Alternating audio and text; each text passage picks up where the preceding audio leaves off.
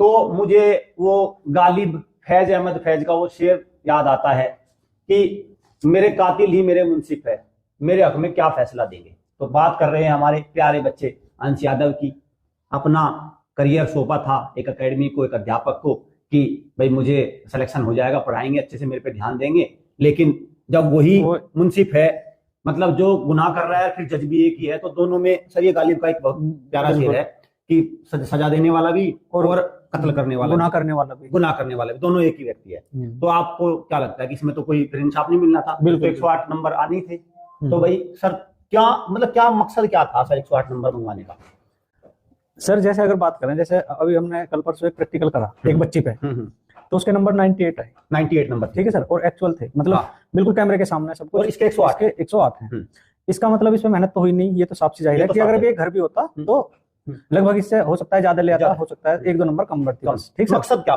मकसद अब उसकी अगर मकसद की बात करें, इसका मतलब तो यह है कि अगर कोई बच्चा किसी एकेडमी में जा रहा है तो मेरे हिसाब से भाई फ्रेशर जाएगा, कोई ऐसा तो नहीं एक अटेम्प्ट घर से दे लिया फिर उसके बाद जाएगा। तो कुछ बच्चे ऐसे हैं जो भी शुरू से चले जाएंगे कि भाई 2 साल है इसके पास, 2 साल है, लेकिन हमारा बच्चा 1 साल नहीं तो 2 साल में तो निकाल ही लेगा, बिल्कुल। तो कुछ बच्चे जैसे ऐसे हैं, मान लो जो कर सकते हैं, तो क्या मुझे ऐसा लगता है कि भाई ऐसा देखने के बाद कि जो बच्चा 2 साल के लिए आ गया, तो एक माइंडसेट ऐसा है मेरे हिसाब से एक सिस्टम का कि भाई इसे 1 साल में ना हो जाए, मतलब 2 साल का मुर्गा है, ये 2 साल का मुर्गा है, 1 साल में धोखे से भी ना हो जाए। हाँ, 1 साल 108 तो सर यही कह रहे हैं। हाँ बिल्कुल 108, हाँ 1 साल में थोड़ा लाके और अगली साल देख लेंगे मेहनत करके।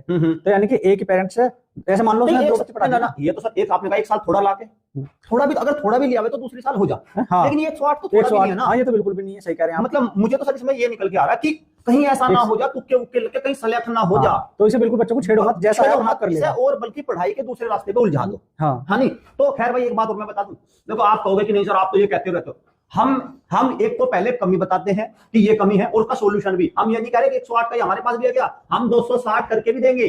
साथ में ध्यान से सुनना पेरेंट्स मेरी बात, हम ये नहीं कह रहे कि हाँ भाई उन्होंने ये कर दिया, फलाने ने ये कर दिया, ढिंक ने ये कर दिया, हम ये भी कह रहे हैं कि हम क्या करेंगे। बिल्कुल बिल्कुल हम ये भी बात बता रहे हैं साथ में, इस बात को ध्यान रखना।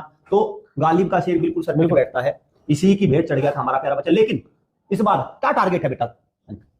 270 तक का टारगेट है बच्चे का, और कोई दिक्कत नहीं है, कॉन्फिडेंस है, सब कुछ तैयारी है। तो हमारे पेरेंट्स भी हैं सर, मान लो अगर इस बार मान लो बिल्कुल टारगेट है और पक्का है 160 तो कंफर्म है।